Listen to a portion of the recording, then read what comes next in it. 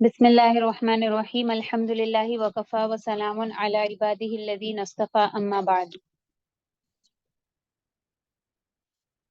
جی تو پچھلے کلاس میں ہم نماز کے احکام پڑھ رہے تھے اور نماز کے احکام میں ارکان پڑھ رہے تھے۔ ٹھیک ہے، ارکان یعنی وہ چیزیں جو وہ ضروری چیزیں جو نماز کے اندر پائی جاتی ہے اور اگر ان کو ادا نہ کیا جائے تو نماز مکمل نہیں ہوتی۔ ٹھیک ہے، تو اس میں ہم نے کون سی چیزیں پڑھی تھی؟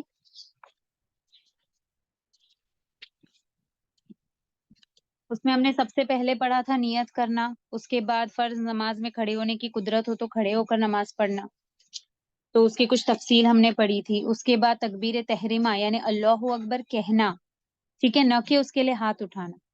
اس کے بعد سورہ فاتحہ پڑھنا، طمانینت کے ساتھ رکوع کرنا، اس میں طمانینت کے کیا معنی ہے یہ بھی میں سمجھا چکی تھی۔ اس کے بعد طمانینت کے ساتھ اعتدال کرنا، پھر طمانینت کے ساتھ ہر رکعت میں 2 سجدے کرنا۔ تو یہاں تک ہمارا ہو چکا تھا، ٹھیک ہے۔ اس کے بعد ہے طمانینت کے ساتھ جلسے میں بیٹھنا۔ تو پہلے سجدے کے بعد طمانینت کے ساتھ اس طرح جلسے میں بیٹھنا کہ بایاں پیر بچھا کر اس پر بیٹھ جائے اور دایاں پیر کھڑا رکھے اور دونوں ہاتھوں کی مٹھی کھول کر گھٹنوں کے قریب رانوں پر اس طرح رکھے کہ انگلیوں کے کنارے گھٹنوں کی طرف مڑ جائے۔ ٹھیک ہے، سمجھ آ رہی ہے بات؟ کس طریقے سے بیٹھنا ہے؟ 2 سجدوں کے درمیان میں اس طریقے سے بیٹھنا ہے۔ سب سے پہلے تو طمانینت یعنی اس طریقے سے بیٹھنا ہے کہ ہمارے تمام اعضاء ایک پوزیشن پر کچھ سیکنڈ کے لیے ریسٹ کر سکے، چاہے وہ 1 سیکنڈ ہی کیوں نہ ہو، ریسٹ ہونا چاہیے۔ تو اس طریقے سے طمانینت کے ساتھ بیٹھنا کہ ہمارے دونوں ہاتھ ہمارے رانوں پر ہو یعنی ہمارے تھائز پر، اس طور پر کہ جو انگلیاں ہو وہ ہمارے گھٹنوں کی طرف مڑی ہوئی، بالکل بھی اوپر نہیں، بالکل بھی نیچے گھٹنوں پر نہیں، بلکہ گھٹنوں کی طرف تھوڑی سی انگلیاں جھکی ہوئی ہو۔ حضرت ابو ہریرہ رضی اللہ تعالیٰ عنہ سے روایت ہے کہ آپ صلی اللہ علیہ وسلم نے فرمایا کہ سجدہ کرو یہاں تک کہ طمانینت کے ساتھ سجدہ کرو، پھر سجدے سے اٹھ کر اس طرح بیٹھو کہ طمانینت حاصل ہو جائے۔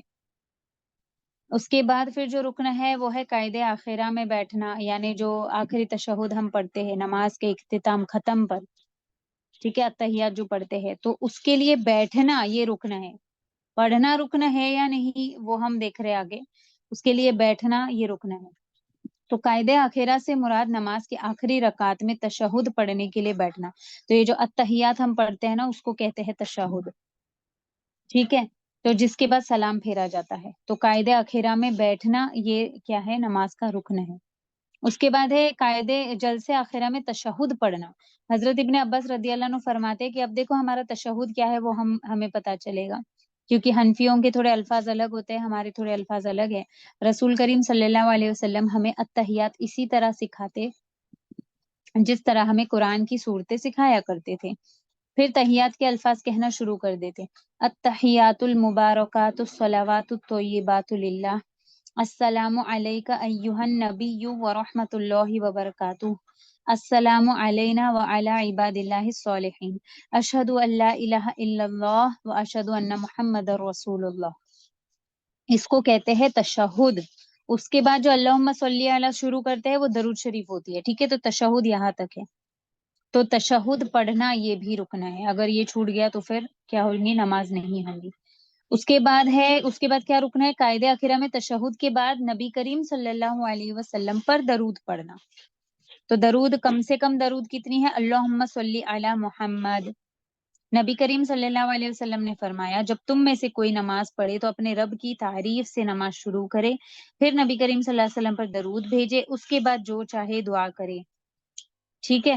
تو سب سے پہلے ہم جب تحیات میں بیٹھ رہے تو اتحیات پڑھنی ہے شہادتین کے ساتھ، اس کے بعد پھر نبی کریم صلی اللہ علیہ وسلم پر درود شریف پڑھنی ہے۔ پھر ہم آگے وعلی آل محمد بھی پڑھتے ہیں، لیکن وعلی آل محمد یعنی نبی کریم صلی اللہ علیہ وسلم کے آل پر درود پڑھنا یہ رکن نہیں ہے، تو وہ ہم آگے پڑھیں گے پھر وہ کیا ہے، ٹھیک ہے، سنتوں میں پڑھیں گے۔ اس کے بعد ہے پہلا سلام پھیرنا۔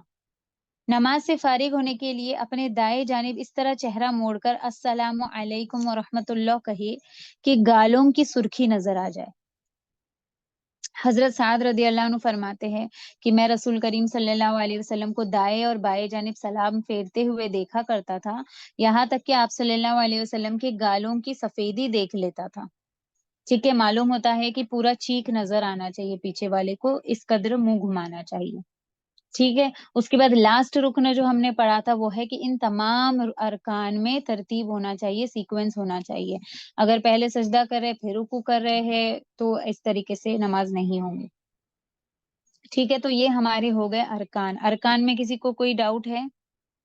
اب ان کے چھوٹنے پر نہ چھوٹنے پر کیسے نماز ہوں گی وہ ایک الگ سے ایکسپلینیشن رہے گا، ایک الگ سے اس کے لیے ایک کلاس رہے گا، ایک لیسن رہے گا، جس میں سجدے سہو کب کرنا چاہیے، کیسا کرنا چاہیے، کن چیزوں کے چھوٹنے پر کرنا چاہیے، وہ میں بتاؤں گی۔ پہلے آپ لوگوں نے یہ سمجھنا ہے کہ نماز میں شرائط کیا ہے، ارکان کیا ہے، سنن عباس کیا ہے، سنن حیات کیا ہے، پھر کون سی چیز کے چھوٹنے پر اس کی تلافی کس طریقے سے کریں گے۔ ٹھیک ہے، تو اس ترتیب سے ہم چلیں گے، ورنہ پھر کنفیوژن ہو جائے گا۔ ٹھیک ہے، تو ارکان میں کسی کو کوئی ڈاؤٹ ہے؟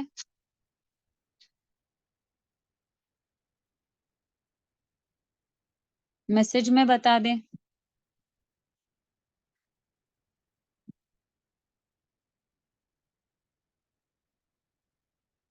ٹھیک ہے، کوئی ڈاؤٹ نہیں، الحمدللہ۔ تو اب چلتے ہیں نماز کی سنتوں کی طرف۔ نماز کی سنتیں اب ہم جو پڑھ رہے تھے وہ کیا تھے، نماز کے ضروری چیزیں۔ تو اس میں نماز کے باہر جو چیزیں ضروری تھی اس کو شرائط بولتے ہیں، شرط کی جمع شرائط۔ پھر نماز کے اندر جو چیزیں ضروری تھی اس کو کیا بولتے ہیں، رکن، اس کی جمع ارکان۔ اب ہم پڑھ رہے ہیں نماز کی سنتیں۔ تو جس طرح فرائض بھی نماز کے باہر بھی پائے جاتے ہیں، نماز کے اندر بھی پائے جاتے ہیں، اس طرح سنتیں بھی ہے جو نماز کے باہر بھی پائے جاتے ہیں اور نماز کے اندر بھی پائے جاتے ہیں۔ تو نماز کی چند سنتیں ہیں، نماز میں جن کی رعایت کرتے ہوئے نماز ادا کرنے سے نماز پوری ہوتی ہے اور نماز کے ثواب میں بھی زیادتی ہوتی ہے، لیکن سنت کے چھوٹنے پر نماز کی صحت پر کوئی اثر نہیں پڑے گا۔ ٹھیک ہے، یعنی کہ نماز تو صحیح ہو جائے گی، بس ثواب میں کمی ہو جائے گی۔ بہرحال نماز کو سنت کے مطابق پڑھنے کا مکمل اہتمام کرنا چاہیے اور کوشش کرنی چاہیے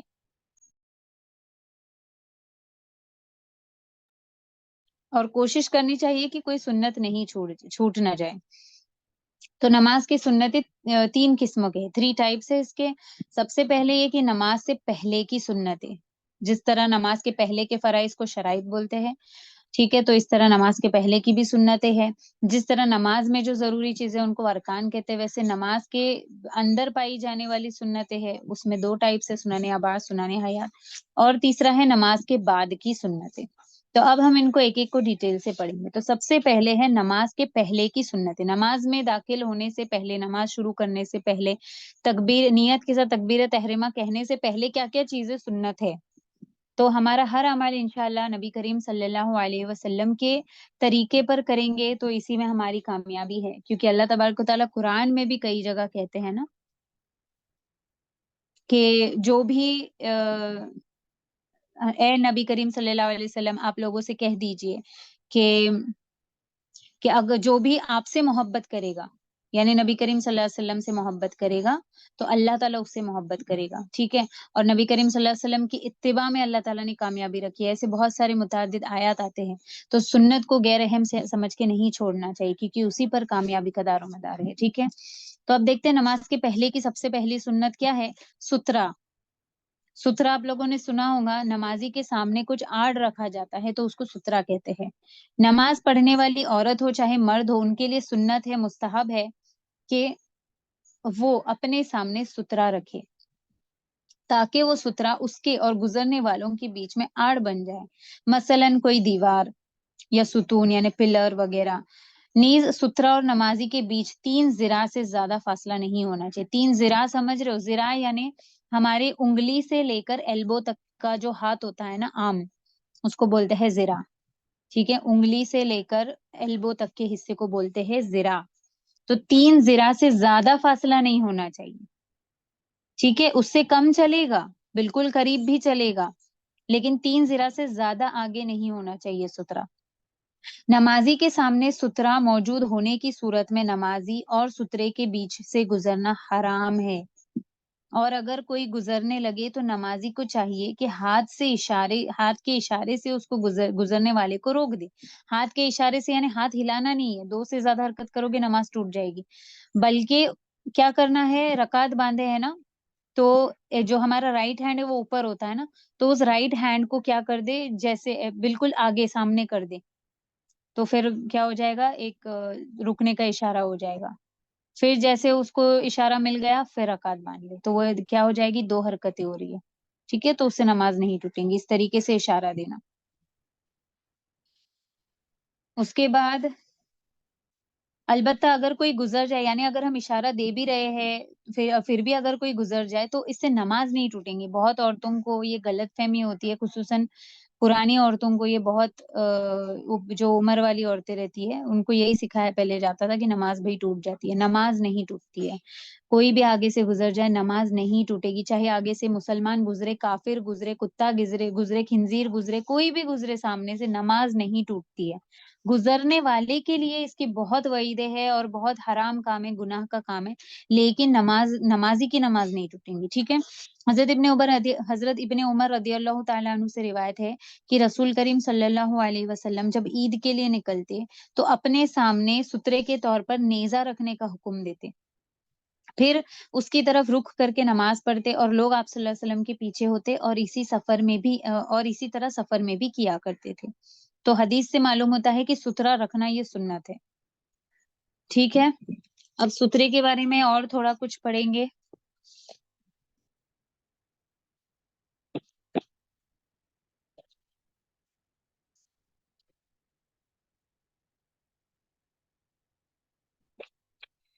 جی. تو حدیث پاک کا مفہوم ہے کہ جب تم میں سے کوئی نماز پڑھے تو اپنے سامنے کوئی چیز بطور سترہ رکھے، نہ ہو تو عصا یعنی کوئی ڈنڈا ہی کھڑا کر دے، اور ڈنڈا بھی نہ ہو تو ایک لکیر کھینچ دے، پھر سامنے سے کسی کے گزرنے میں اسے کوئی نقصان نہیں ہوگا. ٹھیک ہے. تو اس سے معلوم ہوتا ہے کہ کیا کیا چیزیں ہم سترے میں رکھ سکتے ہیں. تو ابھی کیا کیا رکھتے اس کی اور ڈیٹیل میں آگے بتاتی ہوں. ٹھیک ہے. نمازی کے سامنے سے گزرنے والے کو اس گناہ کی شدت کا علم ہو تو 40 سالوں تک کھڑے رہنا سامنے سے گزرنے سے بہتر سمجھے گا. وہ سمجھ رہے ہو، 40 سال سامنے کھڑے رہنا سترا بن کر، اس بات کو وہ پسند کرے گا سامنے سے گزرنے سے. سمجھ رہے ہو، یعنی اس قدر وعید ہے. وعید کیا ہے وہ نہیں بتائی ہوئی ہے، کیونکہ بہت شدید ہو سکتی ہے، شدید ہوں گی بھی، اسی وجہ سے تو یہ کہا گیا نا کہ 40 سال انسان کھڑا رہنا پسند کرے گا گزرنے کے بجائے، تو اس لیے گزرنا نہیں چاہیے. اب سمجھو کوئی ہوتا ہے بھول سے آگے آ گیا، تو اب نمازی کی نماز ہونے تک ادھر ہی بیٹھا رہے. ٹھیک ہے. یا پھر اپنے بجائے کوئی چیز سترے کے طور پر رکھے اور پھر وہاں سے نکل جائے، تو اس طریقے سے بھی کر سکتے ہیں. نماز میں تمہارے سامنے سے کوئی گزرے تو اسے روکو، نہ مانے تو پھر روکو. دیکھو حدیث پاک کا مفہوم ہے، نہ روکو، نہ مانے پھر بھی روکو، پھر بھی نہ مانے تو اسے مار دو کیونکہ وہ شیطان ہے. حدیث پاک میں دیکھو کتنا سخت حکم ہے، مار دینے کا حکم ہے، تو معلوم ہو جاتا ہے کہ کتنا گناہ اور کتنا بڑا بھاری گناہ ہے نمازی کے سامنے سے گزرنا. نمازی کے سامنے دیوار یا ستون وغیرہ سترا ہونا سنت ہے. سترا اور نمازی کے بیچ 3 ذراع سے زیادہ فاصلہ نہ ہو. کھلے میدان وغیرہ میں ہو تو لاٹھی وغیرہ کھڑی کر دے، یا اپنا جو سامان وغیرہ ہے وہ جمع کر کے سامنے رکھ لے. جس کی اونچائی، دیکھو یہ بھی سنت ہے کہ کتنی اونچا ہونا چاہیے، کتنے فاصلے پر ہونا چاہیے. جس کی اونچائی 1 ذراع یا کم سے کم 2/3 ہاتھ ہو. کم سے کم 2/3 ہاتھ، زیادہ سے زیادہ ایک ذراع ہونی چاہیے، زیادہ سے زیادہ نہیں، ایک ذراع سے اونچی بھی ہو سکتی ہے. ٹھیک ہے. سامنے رکھنے کچھ میسر نہ ہو، یعنی کچھ بھی اگر نہ ملے سامنے رکھنے کے لیے، تو پھر ایک ہم لائن کھینچیں گے. لیکن وہ لائن کس طریقے سے ہوں گی کہ نمازی جس رخ میں کھڑا ہے قبلے کی طرف، تو قبلے کی طرف سیدھ میں کھینچیں گے اس کو. ٹھیک ہے. یعنی ورٹیکلی کھینچیں گے، ہاریزونٹلی نہیں کھینچیں گے. ٹھیک ہے. تو ایک لائن کھینچے یا پھر مصلی یعنی جانماز بچھائے تو پھر خط لمبائی میں قبلے کی طرف کھینچیں گے. سمجھ رہے ہو کس طریقے سے کھینچنا ہے؟ ایک منٹ میں اس پہ بتا دیتی ہوں آپ لوگوں کو. اسکرین پہ دیکھنا سب لوگ. ٹھیک ہے.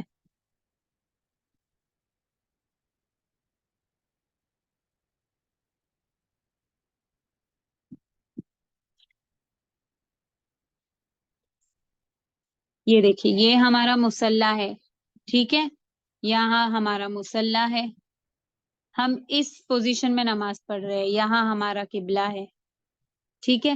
تو اب ہم جو اگر ہمارے پاس کوئی چیز رکھنے کے لیے نہیں ہے، یہاں پر تو ہوتی ہے، لیکن سمجھو ہم کہیں باہر رستے وغیرہ پہ نماز پڑھ رہے ہیں، سامنے سے گزر سکتے ہیں لوگ، تو پھر ہم کیا کریں گے، اس طریقے سے لائن کھینچیں گے، ٹھیک ہے، ورٹیکلی لائن کھینچیں گے، ہاریزونٹلی نہیں کھینچیں گے۔ تو یہ طریقہ ہے سترے کے لیے لائن کھینچنے کا، سمجھ رہے ہو؟ یا پھر اگر کوئی لکڑی ہو تو لکڑی گاڑ دے، گاڑنا پاسبل نہیں ہے تو صرف ایک لکیر کھینچ لے اپنے سامنے۔ اس کے بعد سترا موجود ہو تو نمازی کے اور سترے کے درمیان سے گزرنا حرام ہے، کوئی گزرے تو نمازی اسے دور کر سکتا ہے، نہ مانے تو مار بھی سکتا ہے۔ گزرنے والے کے لیے دوسرا راستہ ہو یا نہ ہو، دونوں صورتوں میں یہی حکم ہے، جیسا کہ بخاری شریف کی روایت سے کلیئر ہے۔ اگر سامنے سترا نہ ہو یا سترا دور ہو، یعنی نمازی کے اور سترے کے درمیان میں 3 ذرا سے زیادہ فاصلہ ہو، تو خود نمازی کی غلطی ہے۔ کیوں؟ کیونکہ پہلے ہی بتایا ہوا ہے کہ سترے اور نمازی اور سترے کے درمیان میں 3 ذرا سے زیادہ فاصلہ نہیں ہونا چاہیے، تو اگر وہ اتنی دوری پر رکھ رہا ہے تو گزرنے والے کو پتہ ہی نہیں چلے گا نا کہ سترا رکھا ہوا ہے، اتنی دور رکھا ہوا ہے، کیسے پتہ چلے گا؟ تو اب اس صورت میں غلطی کس کی ہے؟ نمازی کی ہے، تو وہ گناہ نمازی کو ہوگا، لہٰذا اب گزرنے والے کو روکنے کا آپ کو اختیار نہ ہوگا۔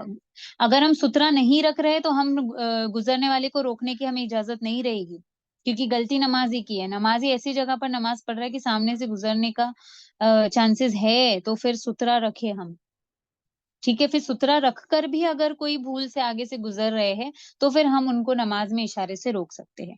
کسی بھی چیز کے نمازی کے سامنے سے گزرنے سے نماز تو نہیں ٹوٹیں گی، چاہے مرد ہو، عورت ہو، کتا ہو، گدھا ہو، یا کوئی اور چیز گزرے، کوئی بھی گزرے، نمازی سامنے سترا رکھے تو سنت ہے کہ اسے بالکل سامنے نہ رکھتے ہوئے معمولی دائیں بائیں سمت رکھیں گے۔ کیوں بالکل سامنے کوئی چیز کیوں نہیں رکھیں گے؟ مثال کے طور پر اب ہم نے کوئی یہاں پر ہم نے چھوٹی سی بیگ رکھ دینی ہے، تو یہاں بیچ میں نہیں رکھیں گے، بلکہ یہاں تھوڑی سائیڈ میں رکھیں گے۔ کیوں؟ کیونکہ حدیث سے اس کا بھی پروف ملتا ہے کہ حضرت مقداد رضی اللہ تعالیٰ عنہ فرماتے ہیں کہ میں نے جب بھی آپ صلی اللہ علیہ وسلم کو کسی لکڑی یا ستون یا درخت کی طرف رک کر کے نماز پڑھتے دیکھا تو اسے دائیں یا بائیں بھووں، یعنی ہماری جو آنکھ کا رائٹ آئی ہے نا، رائٹ آئی برو، تو اس کے بالمقابل رکھتے پایا، بالکل سینٹر میں نہیں رکھا۔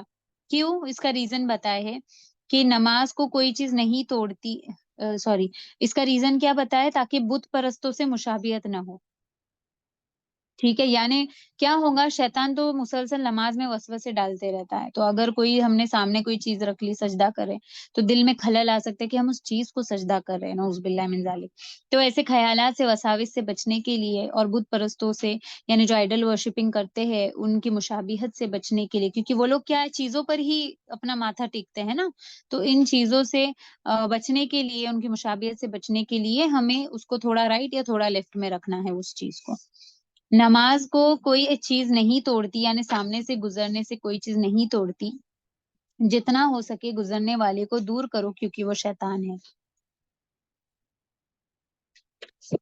تو یہ حدیث کے الفاظ ہیں کہ نمازی کے سامنے سے گزرنے والا شیطان ہے، تو بالکل بھی کوئی اس طرح کی حرکت نہ کرے۔ ہاں، حرمین شریفین کا مسئلہ اور ہے، حرمین شریفین میں جو ہے وہاں گنجائش ہے، کیونکہ وہاں پہ بہت زیادہ ازدحام رہتا ہے، لوگوں کو گزرنے کے لیے جگہ نہیں ہوتی ہے، تو جو ہے علماء فتویٰ دیتے ہیں کہ گزرنا جائز ہے، ٹھیک ہے۔ اس کے بعد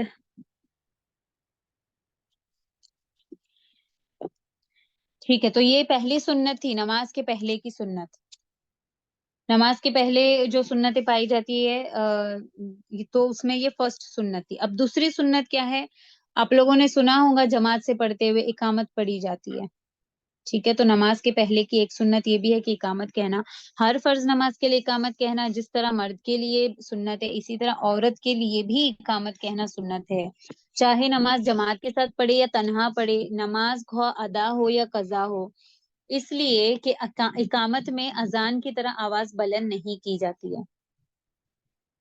اقامت کے الفاظ اذان کی طرح 2 مرتبہ نہیں بلکہ 1 مرتبہ کہتے ہیں، صرف قد قامت الصلاۃ کو 2 مرتبہ کہنا ہے۔ حضرت انس رضی اللہ عنہ سے روایت ہے کہ آپ صلی اللہ علیہ وسلم نے بلال رضی اللہ تعالیٰ عنہ کو اذان کے الفاظ 2 مرتبہ اور اقامت کے الفاظ 1 مرتبہ کہنے کا حکم دیا. تو اب اقامت کے الفاظ کیا ہے؟ اللہ اکبر، اللہ اکبر، اشہد ان لا الہ الا اللہ، اشہد ان محمد رسول اللہ، حی علی الصلاۃ، حی علی الفلاح، قد قامت الصلاۃ، قد قامت الصلاۃ، اللہ اکبر، اللہ اکبر، لا الہ الا اللہ. یہ ہے اقامت کے الفاظ.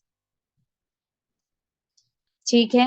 اس کے بعد عورت کا اذان دینے کا کیا مسئلہ ہے؟ دیکھا جائے تو نماز سے پہلے اذان دینا بھی ایک سنت ہے، لیکن عورت اذان دے سکتی ہے یا نہیں، کیونکہ ہم عورتیں ہیں، ہم عورتوں کے مسائل سیکھ رہے ہیں. تو عورت کے لیے اذان دینا سنت نہیں ہے، کیونکہ اذان میں آواز بلند کی جاتی ہے اور عورت کی آواز بلند کرنے کی صورت میں فتنہ ہو سکتا ہے. لیکن کیونکہ اس کے بارے میں ایک حدیث پائی جاتی ہے، اس لیے یہ مسئلہ بتا رہی ہوں. لیکن اگر عورت آواز بلند کیے بغیر آہستہ آواز میں اذان دے تو کوئی کراہت نہیں ہے. لہٰذا لڑکیوں کے مدارس میں جہاں باجماعت یعنی جماعت کے ساتھ نماز پڑھی جاتی ہے تو وہاں پر اگر آہستہ آواز میں اگر کوئی لڑکی یا عورت اذان دے تو یہ جائز ہے. کیوں؟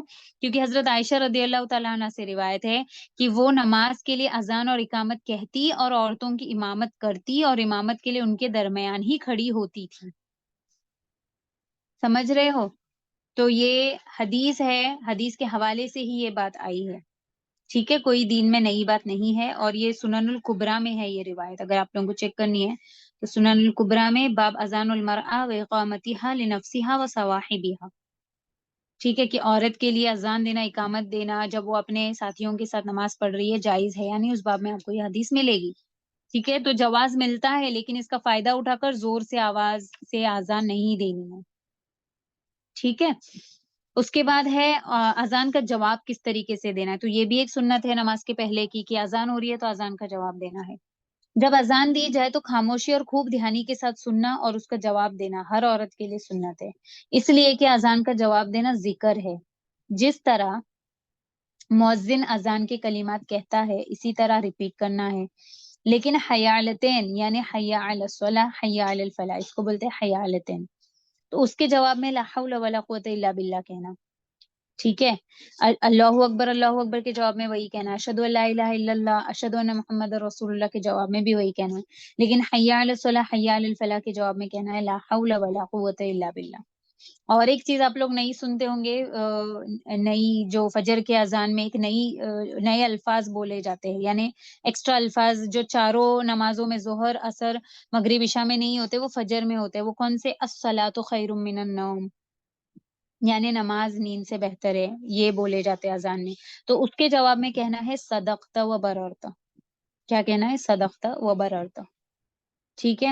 اور جماعت کے ساتھ نماز پڑھنے کی صورت میں جب اقامت کہی جائے تو اس کا جواب دینا بھی سنت ہے، لیکن قد قامت الصلاۃ کے جواب میں اقامها اللہ وادامها وجعلنی من صالح اہلها کہے. جب اذان مکمل ہو جائے تو پہلے آپ صلی اللہ علیہ وسلم پر درود پڑھے، اس کے بعد اذان کے بعد کی دعا پڑھے. ٹھیک ہے. اور حدیث پاک کا مفہوم ہے کہ لا يرد الدعاء بین الاذان والاقامہ، کہ اذان اور اقامت کے درمیان مانگی ہوئی دعا رد نہیں ہوتی. تو کوشش کیجیے کہ اذان اور اقامت کے درمیان میں اللہ پاک سے دعا کرنے کا اہتمام کریں.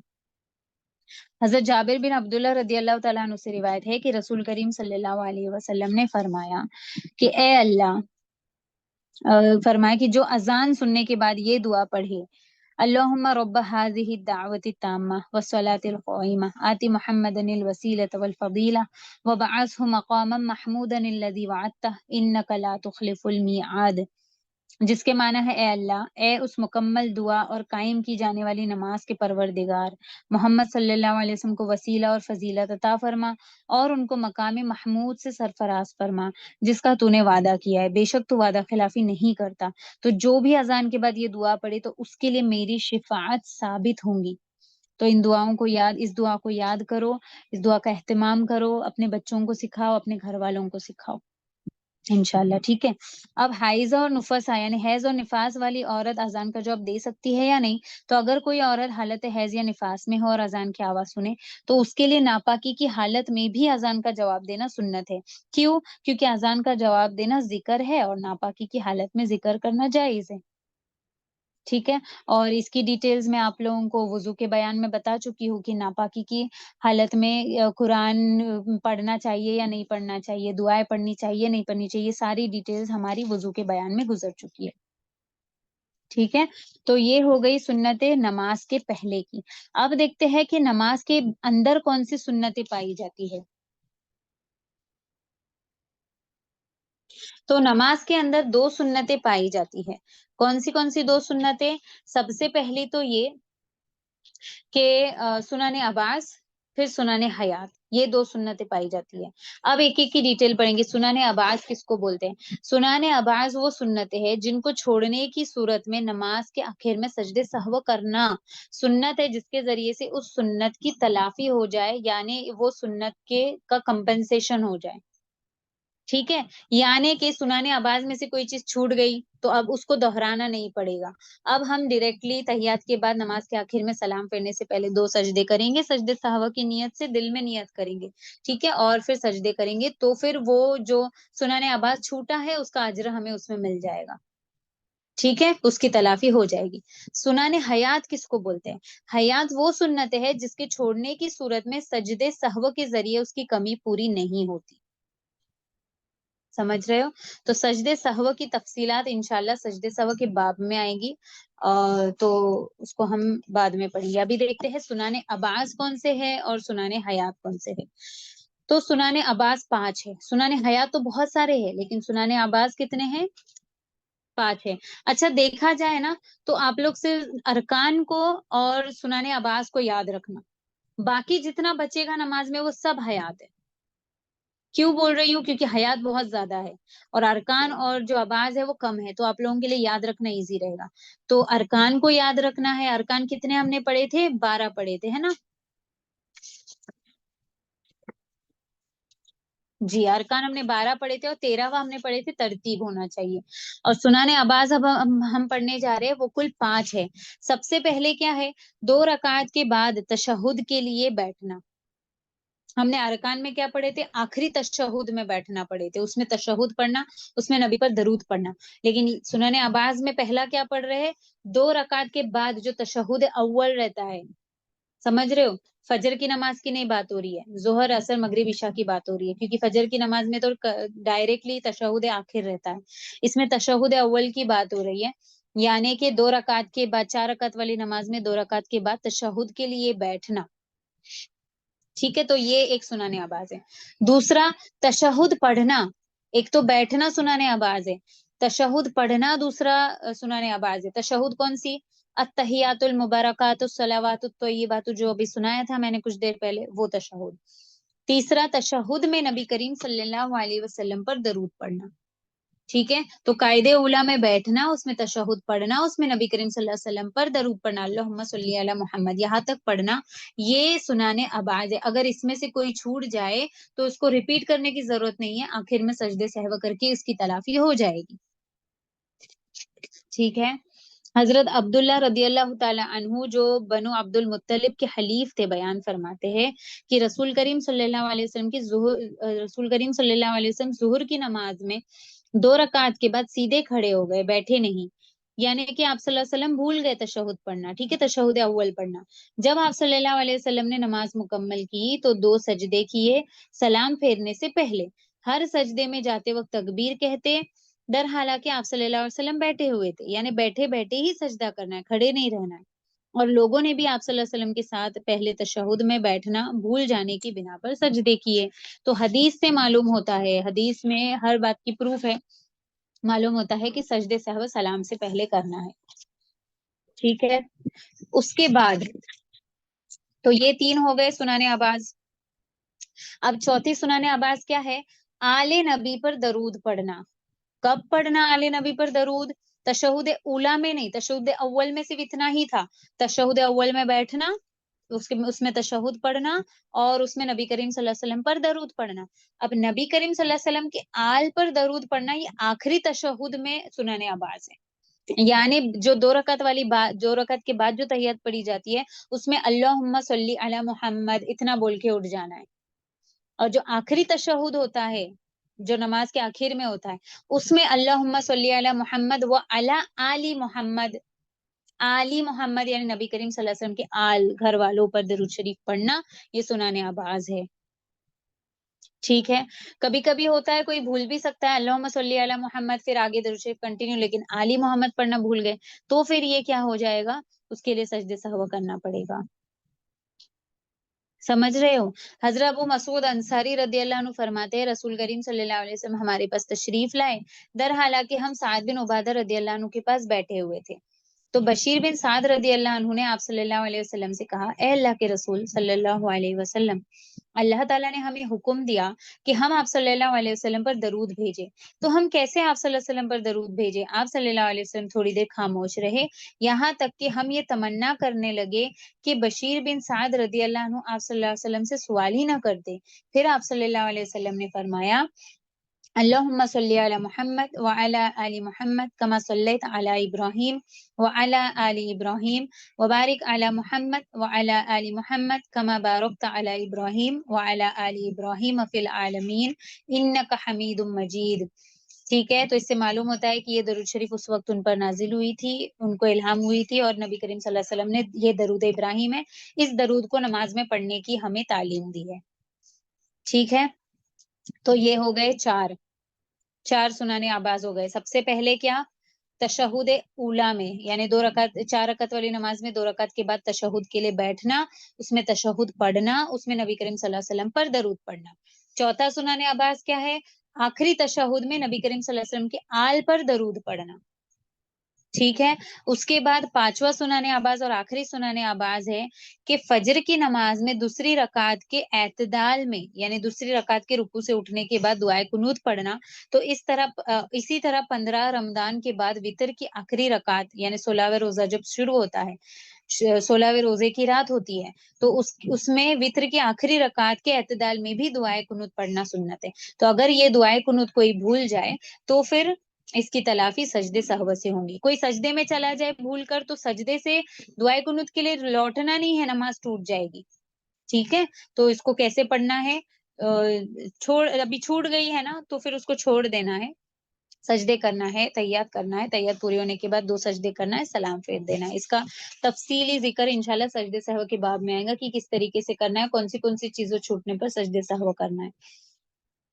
हजरत मोहम्मद रहमतुल्लाह अलैह फरमाते कि मैंने हजरत अनस रदी अल्लाह तआला अन्हु से कि क्या रसूल करीम सल्लल्लाहु अलैहि वसल्लम की सुबह की नमाज में दुआए कुनूत पढ़ते थे? हजरत अनस ने फरमाया जी हाँ, रुकू के थोड़ी देर बाद पढ़ते थे, यानी क्या एतदाल में। ठीक है, दुआए कुनूत कौन सी है, अल्लाहुम्मा हदीनी फीमन हदैत वआफिनी फीमन आफैत वतवल्लनी फीमन तवल्लैत वबारिक ली फीमा आतैत वक़िनी शर्र मा क़दैत फ़इन्नका तक़दी वला युक़दा अलैक वइन्नहु ला यज़िल्लु मन वालैत वला यउज़्ज़ु मन आदैत तबारकत रब्बना व तआलैत फलकल हम्दु अला मा क़दैत अस्तगफिरुका व अतूबु इलैक व सल्लल्लाहु तआला अला खैरि खल्क़िही सय्यिदिना मुहम्मद व अला आलिहि व सहबिही व बारक व सल्लम। ठीक है, बहुत सारे लोग दरूद शरीफ थोड़े मुख्तलिफ तरीके से पढ़ते हैं, जैसे सल्लल्लाहु अलन नबी मोहम्मद व अला आलिहि व सहबिही व बारक व सल्लम, तो भी चलेगा। लेकिन अल्लाह सल्लल्लाहु जब हम बोल रहे हैं तो आखिर में बारक व सल्लम बोलना है, बारिक व सल्लिम नहीं बोलना है। ठीक है, कि उसमें फिर वो ग्रामर मिस्टेक हो जाएगा। क्यों? क्योंकि सल्लल्लाहु में जो सल्ला यूज हो रहा है वो पास्ट का सेगा है, माजी का सेगा है, और बारक व सल्लम भी माजी का सेगा है। सल्लल्लाहु अगर हम सल्ली बोल रहे हैं, यानी जो अगर ऑर्डर अम्र का सेगा यूज कर रहे हैं, तो फिर उसके आगे हम अल्लाहु नहीं लगा सकते, फिर बारिक व सल्लिम यूज कर सकते हैं। ठीक है, इस वजह से सल्लल्लाहु बोल रहे हैं तो बारक व सल्लम बोलना है। तो ये ग्रामर का पार्ट था, उसको इतना और एक्सप्लेन करने की जरूरत नहीं है। ठीक है, तो आज इतना ही बस करते हैं, इंशाल्लाह सुनाने हयात अगले क्लास में पढ़ेंगे, क्योंकि सुनाने हयात बहुत ज्यादा है। तो अभी इसमें अगर आप लोगों को कोई डाउट हो तो आप लोग पूछ सकते हो। तो अल्हम्दुलिल्लाह हमारे नमाज के औकात हो गए, मकरू औकात हो गए, नमाज की शराइत, नमाज के अरकान, नमाज की सुन्नतों में नमाज के पहले की सुन्नतें, नमाज के अंदर की सुन्नतों में से सुनाने आबाज हो गए। अब हमें सुनाने हयात सी पढ़ना है और नमाज के बाद की सुन्नतें पढ़नी है, तो इंशाल्लाह अगले क्लास में पढ़ेंगे।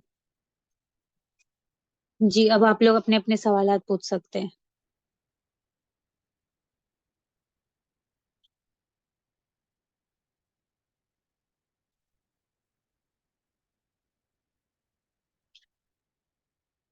अस्सलाम वालेकुम। जी वालेकुम अस्सलाम रहमतुल्लाहि वबरकातुह। जो आपने बताया ना सुतरा मतलब रखना है, तो वो कितनी दूरी पे रखना है नमाज मतलब नमाजी से? कम से कम 3 जिरा, 3 जिरा से ज्यादा नहीं होना चाहिए। अभी तीन जीरा जिरा का यानी कि मतलब? हमारा जो हाथ है, उंगली है, हाँ उंगली हाँ। से लेके हमारे एल्बो तक, कोहनियों तक, उसको एक अच्छा, जिरा बोलते हैं। इस उसको तरह एक तीन, जीरा बोलते हैं?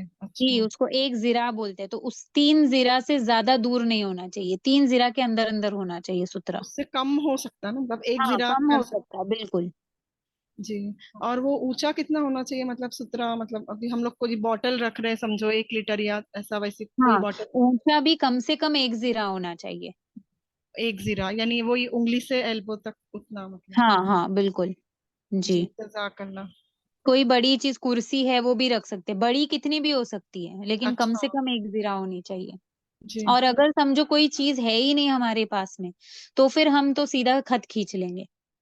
जैसे लाइन बताई ना मैंने, कि किबले की तरफ लाइन खींचेंगे एक। घर में अगर रख रहे हैं तो मसला ही नहीं है, क्योंकि घर में तो इतनी सारी चीजें पड़ी रहती है। समझो कहीं बाहर पड़ रहे, रास्ते में पड़ रहे, रेगिस्तान में पड़ रहे, खेत में पड़ रहे, पूरी जमीन हमारे लिए, उम्मत मोहम्मदिया के लिए अल्लाह ताला ने पाक कर दी है। तो अगर हम कहीं सड़क पर भी नमाज पढ़ रहे हैं, तो फिर वहां पर अगर हमारे पास सुतरा नहीं है, जाहिर सी बात है रास्ते पर पड़ रहे तो आगे जागे आगे पीछे से लोग गुजरेंगे। तो इस वजह से वहां पर हमें सुतरा रखने के लिए कोई चीज ना हो, तो फिर एक खत खींच ले, लाइन खींच ले, या फिर कोई लकड़ी वगैरह रख दे। अस्सलाम वालेकुम warahmatullahi wabarakatuh। वालेकुम सलाम रहमतुल्लाहि वबरकातुह। अगर अगर हम कभी कभी ऐसा होता है सजदा, दो सजदा करते हैं, या फिर ऐसा होता है कि ऐसा लगता है कि एक ही किए, दो नहीं किए, तो मतलब और एक करना चाहिए, या फिर वापस से वो नमाज पूरी अदा करनी? देखो ये जो मसला है वो सजदे सहव का मसला है, तो ये इंशाल्लाह डिटेल में तो मैं जरूर बताऊंगी, लेकिन अभी के लिए सुन लो थोड़ा सा। कि जी। अरकान में से अगर कोई चीज छूट रही है ना, अब हम्म। सजदा करना ये अरकान है, दोनों सजदे अरकान है, सजदे के बीच जलसा भी है, ये भी अरकान है। तो हम्म। रुकने में से कोई चीज छूट जाए तो नमाज नहीं होती है। तो इसलिए अगर हमें डाउट आ रहा है कि मैंने दूसरा सजदा नहीं की हूँ, तो जैसे डाउट आ जाए वैसे फौरन उस सजदे में जाना है, फिर वहां से नमाज दोहराना है, और फिर आखिर में सजदे सहवा करना है। मतलब अगर हमें ऐसा लग रहा है दूसरा नहीं किए, तो आप फौरन कर लेते सजदा, जी तो बिल्कुल, यानी अगर आपको चौथी रकात में याद आ रहा है, अरे मैंने दूसरी रकात का दूसरा सजदा तो किया ही नहीं था, तो फौरन से चौथी रकात से सीधा सजदे में जाना है, जिस भी हालत में हो सीधा सजदे में चले जाना है। अब वहां से पूरी नमाज आपको दोहरानी है, क्योंकि वहां से आपकी नमाज अधूरी है। अच्छा, लेकिन मतलब अभी इसीलिए, समझो उसी रकात का सजदा है, तो वापस से करना है और फिर कंटिन्यू नमाज करना जी है? बिल्कुल बिल्कुल। इसीलिए मैंने कहा कि शराइत, अरकान और सुनाने आवाज और सुनाने हायत कौन से है, इसको एक बार आप लोगों ने दिमाग में फिट कर लिया तो फिर आगे का मसला बहुत आसान है। और अगर दो भी किए रहेंगे और तीसरा अगर समझो भूल, मतलब याद नहीं है हमें, तो कर लिए, तो उसमें मतलब कुछ वो नहीं है ना, जैसा मतलब उसके लिए फिर नहीं अपने नहीं, सजदा सहू करना जन्ने होगा? गालिब को देखा जाए, जन्ने गालिब किसको बोलते हैं? कि गालिब गुमान किस पर है, यानी आपको लग रहा है कि नहीं मैंने की ही रहूंगी, अभी मुझे से वसवसा आ रहा है, तो फिर जी। आप नहीं कर सकते, क्योंकि आपने फिर अगर एक्स्ट्रा सजदा कर लिया तो फिर आपकी नमाज टूटेंगी, क्योंकि अफाले अच्छा। कसीरा हो जाएंगी, ज्यादा हरकतें हो जाएंगी नमाज में। अगर आपको डाउट ही है कि नहीं ही की रहूंगी, तो फिर आप कर सकते हो। और अगर आप पूरी नमाज आपकी की ही रहूंगी या नहीं की रहूंगी या नहीं, पूरी नमाज शक में जा रही तो नमाज ही टूट जाती है। और जब ठीक है। हम मतलब एक रकात हो जाती है, तो दो सजदे के बाद भी बैठना रहता है, या डायरेक्ट खड़े, तो मतलब खड़े रहोगे तो चलेगा?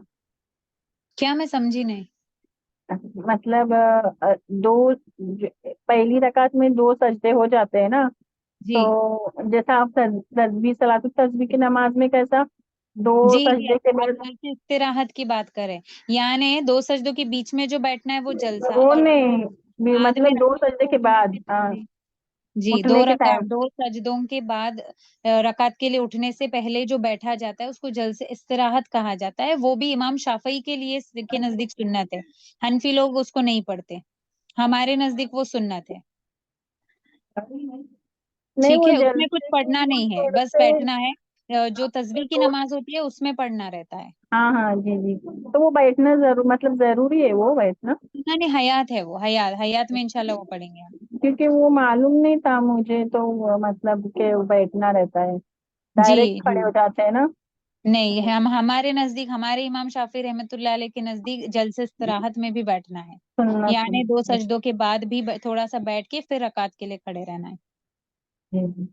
اسی لیے تو ہمارے امام جو تسبیح کی نماز رہتی ہے نا اس میں 10 مرتبہ تیسرا کلمہ پڑھنے کے لیے کہتے ہیں، لیکن حنفی لوگ وہاں 10 مرتبہ نہیں پڑھتے، وہ لوگ رکعت میں 10 مرتبہ پڑھ لیتے، یعنی قرات شروع ہونے سے پہلے 15، پھر قرات ہونے کے بعد 10، اس طریقے سے وہ لوگ پڑھتے ہیں. لیکن ہم جلسے استراحت میں 10 مرتبہ پڑھتے ہیں اور رکعت میں صرف 15 مرتبہ پڑھتے ہیں.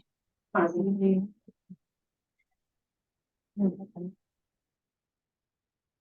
ٹھیک ہے، اور کسی کو کوئی سوال ہے؟ سوالات جو ہے نا، جو لیسن سے متعلق سوالات ہے وہ پوچھا کرنا، ٹھیک ہے؟ یعنی جو ابھی آج میں نے سبق پڑھا ہے اس میں کوئی ڈاؤٹ ہو تو وہ پوچھنا. دوسرے جو مسائل ہے جیسے جیسے لیسن ہوں گے انشاءاللہ، پھر کیا ہوتا ہے، کنفیوژن ہوتا ہے. جو چیز ہم نے پڑھی نہیں ہے اس کو پوچھ کے پھر فائدہ نہیں ہے نا، کنفیوژن اور بڑھ جائے گا، مسئلہ حل تو نہیں ہوگا، ایسا ہوتا ہے. ٹھیک ہے، تو انشاءاللہ یہ سجدے سہو کب کرنا ہے، کیسے کرنا ہے، رکن چھوٹ گیا، سنانے آواز چھوٹ گیا، سنانے حیات چھوٹ گیا تو اس کی تلافی کیسے کرنا ہے، یہ سب ہم انشاءاللہ پڑھیں گے. ٹھیک ہے، ابھی صرف دھیان رکنے پہ فوکس کرنا ہے، سنانے آواز، سنانے حیات، ان کو لرن کرو، یاد کرواؤ اپنے گھر والوں سے، اپنے اصحاب سے، سہیلیوں سے یاد کرواؤ، یہ بہت ضروری ہے. ٹھیک ہے. ٹھیک ہے، اللہ تبارک و تعالی ہمیں خوب نفع بخش علم حاصل کرنے کی توفیق نصیب فرمائے، اور اللہ تبارک و تعالی حلال حرام کی تمیز کرنے کی توفیق نصیب فرمائے. اللہ تبارک و تعالی اس علم کو حاصل کرنا، یہ پڑھنا پڑھانا ہمارے لیے آخرت میں نجات کا ذریعہ بنائے. اللہ تبارک و تعالی ہمارے اس جمع ہونے کو قبول فرمائے، آمین. وما علینا الا البلاغ. سبحان ربک رب العزة عما یصفون وسلام علی المرسلین الحمد للہ رب العالمین برحمتک یا ارحم الراحمین. السلام علیکم ورحمۃ اللہ وبرکاتہ.